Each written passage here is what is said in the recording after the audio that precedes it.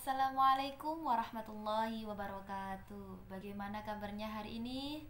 Insya Allah baik-baik semuanya. Alhamdulillah, semoga kita masih diberikan kesehatan sama Allah, diberikan kekuatan untuk menjalankan ibadah puasa, dan semoga amal ibadah kita diterima oleh Allah. Amin amin ya rabbal alamin.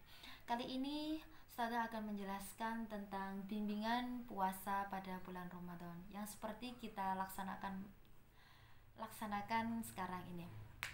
Puasa sendiri itu apa sih? Puasa itu adalah menahan diri dari makan, minum, bahkan segala sesuatu yang membatalkan puasa, mulai dari terbitnya fajar sampai terbenamnya matahari. Kalau kita bisa melaksanakan itu semua, berarti kita pinter, hebat. Oke. Dasar puasa itu sendiri diatur dalam Al-Quran surat Al-Baqarah ayat 183. Nanti bisa dicek dalam Al-Quran ya, surat Al-Baqarah ayat 183. Selanjutnya Ustazah akan menjelaskan tentang syarat wajibnya sholat. Syarat wajibnya sholat itu apa saja sih? Apa sih syarat wajib sholat? Syarat wajib sholat adalah syarat wajib puasa, mohon maaf. Syarat wajib puasa itu apa sih? Syarat wajib puasa itu adalah seseorang yang wajib untuk melaksanakan puasa. Yang pertama adalah dia Islam, otomatis kalau dia beragama Islam berarti dia harus wajib sholat. Yang kedua adalah berakal sehat. Kalau dia sehat, tidak gila, berarti dia harus wajib melaksanakan puasa. Yang ketiga adalah balik atau dewasa. Kalian sudah balik apa belum? Kalau yang laki-laki sudah umur 15 tahun dan sudah memimpi basah, bukan mimpi basah ngompol loh ya, mimpi basah. Oke, itu sudah diwajibkan untuk puasa. Kalau yang perempuan, kalau dia sudah umur 9 tahun atau dia sudah haid, keluar darah, berarti dia harus wajib puasa. Yang keempat adalah kuat berpuasa. Selanjutnya, selain syarat wajibnya puasa, ada lagi syarat sah puasa. Syarat puasa itu apa sih? Hal-hal yang harus dipenuhi sebelum kita melaksanakan puasa. Yang pertama adalah Islam, otomatis. Kedua adalah mumayyiz. Mumayyiz itu apa sih? Bisa membedakan antara mana yang baik dan mana yang buruk. Kalau masih kecil otomatis dia belum mumayyiz karena dia belum bisa membedakan antara yang mana yang baik dan yang mana buruk.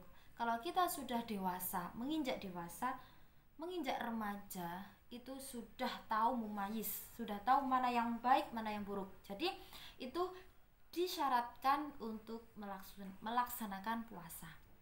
Yang ketiga adalah suci dari haid dan nifas. Biasanya ini anak perempuan. Yang dia tidak haid atau dia tidak nifas, berarti dia harus wajib puasa. Kalau ya haid atau nifas, dia tidak boleh puasa. Kalau puasa malah dia mendapatkan dosa. Selanjutnya adalah dalam waktu yang diperbolehkan untuk puasa. Ketiga adalah rukun puasa. Rukun itu sendiri apa sih Ustazah? Coba siapa yang tahu rukun itu apa? Oke, pinter. Coba apa? Sip, betul, 100 buat kamu. Rukun puasa adalah segala sesuatu yang harus dilakukan ketika kita melaksanakan puasa itu sendiri. Ketika kita di dalam puasa itu sendiri. Yang pertama adalah niat. Nah, bagaimana niatnya? Coba. Pinter.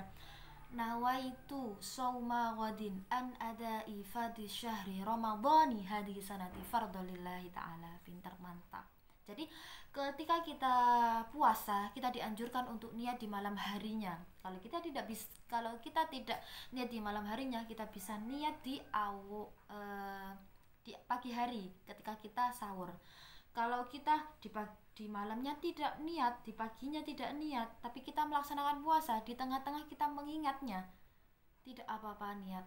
Kalau bahkan sampai waktunya berbuka puasa kita belum niat, ada sebagian ulama yang mengatakan kalau niatnya sudah di awal ayat berarti kalau niatnya sudah di awal hari, berarti hari pertama, kedua sampai ke 30 kita sudah melaksanakan niatnya itu sendiri. Ada yang sebagian ulama mengatakan seperti itu. Selanjutnya menahan diri. Rukunnya, jadi kita rukunnya puasa menahan diri Segala yang membatalkan puasa dari terbitnya fajar sampai terbenamnya matahari. Yang membatalkan puasa, ayo coba kalian perhatikan. Kalau kalian melaksanakan salah satu dari ini, berarti puasa kalian batal. Yang pertama adalah makan dan minum dengan sengaja. Di depan kita makanan, kita dengan enaknya kita makan, waduh lapar, ayo kita makan. Habis itu selesai kita puasa lagi. Itu tidak boleh, itu batal puasanya.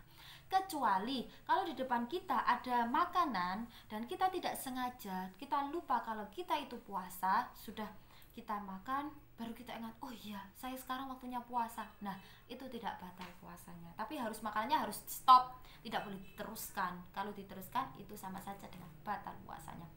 Selanjutnya mutah yang disengaja, bersetubuh atau mengeluarkan mani ketika keluarkan mani kecuali pada dia waktu tidur. Kalau waktu tidur dia tidak membatalkan puasa.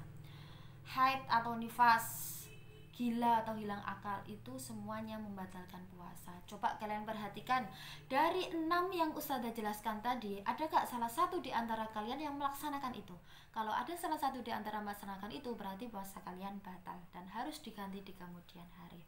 Selanjutnya, hal-hal yang boleh untuk berbuka atau yang tidak diperbolehkan untuk puasa, ada 2.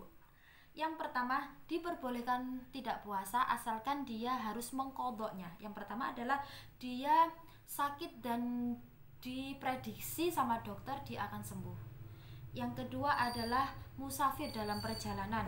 Dalam perjalanan ini bukan dalam perjalanan maksiat ya, dalam perjalanan menuju ke ridhonya Allah. Yang ketiga adalah haid atau nifas. Nah, itu semuanya harus diqodok atau disaur di kemudian hari. Selanjutnya adalah puasa yang tidak disaur atau tidak dibayar di kemudian hari, tapi diganti dengan kafarat atau denda. Yang pertama adalah orang yang hamil atau ibu yang menyusui. Kedua, lansia. Lansia itu apa sih? Lansia itu yang sudah berumur, yang mbah-mbah itu nggak apa-apa. Yang ketiga adalah pekerja berat, jadi dia tidak kuat atau dia sudah sepuh, dia bekerja, jadi tidak apa-apa tidak melaksanakan puasa. Selanjutnya adalah sunnah puasa. Sunnah puasa itu apabila kita melaksanakan kita mendapatkan pahala, apabila kita meninggalkan atau tidak mengerjakannya tidak mendapatkan apa-apa. Yang pertama adalah menyegerakan puasa. Jadi ketika ada dong Allahu Akbar, jadi kita bersegeralah mungkin untuk berbuka puasa, membatalkan puasa kita. Jangan sampai belum waktunya adzan kita sudah makan duluan, sudah membatalkan puasa, berarti puasa kalian batal. Sunnah yang kedua adalah berbuka dengan yang manis-manis. Kalau Rasulullah menganjurkan kita dengan makan kurma. Berdoa sewaktu berbuka. Doanya bagaimana? Pinter 100. Selanjutnya makan sahur yang di tengah malam. Jadi biasanya yang kita malas-malas bangun itu diusahakan untuk sahur. Karena apa? Sahur itu termasuk sunnahnya dari puasa itu sendiri. Memberi buka puasa kepada orang yang sedang melakukan puasa itu sunnah, pahalanya besar. Memperbanyak sedekah, terus memperbanyak membaca Al-Quran atau tadarus, itu sama saja dengan kita sunnah. Jadi pahala kita akan berlipat-lipat ganda. Karena apa? Dalam bulan Ramadan ini kita dianjurkan untuk mencari pahala sebanyak-banyak mungkin. Karena apa? Allah mengobralkan pahala-pahalanya untuk hambanya. Tidak hanya obral baju, obral sepatu, obral apapun, tapi Allah memberikan obral pahala kepada hambanya. Jadi bagaimana caranya kita untuk membeli obralan itu dengan mudah? Dengan cara apa? Dengan cara memperbaiki diri di dalam bulan Ramadan. Dalam bulan Ramadan ini kita mempunyai banyak hikmah, yang diantaranya bagi kita sendiri, kita menjadi takwa kepada Allah, menahan emosi kita, keimanan kita bisa menambahkan keimanan kita, bisa memberikan kesabaran bagi kita sendiri. Kalau dalam lingkungan orang banyak akan menjadikan jiwa sosial kita kepada orang lain, saling berbagi kepada orang lain, menumbuhkan rasa kasih sayang kita kepada orang lain. Itu manfaat hikmah kita menjalankan puasa. Dari sini ada yang ditanyakan?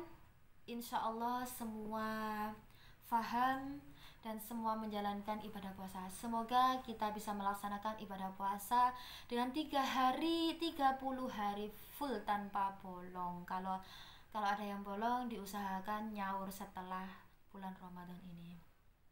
Semoga apa yang Ustazah jelaskan bisa bermanfaat bagi kita semuanya. Amin amin ya rabbal alamin. Ustazah akhiri, wassalamualaikum warahmatullahi wabarakatuh.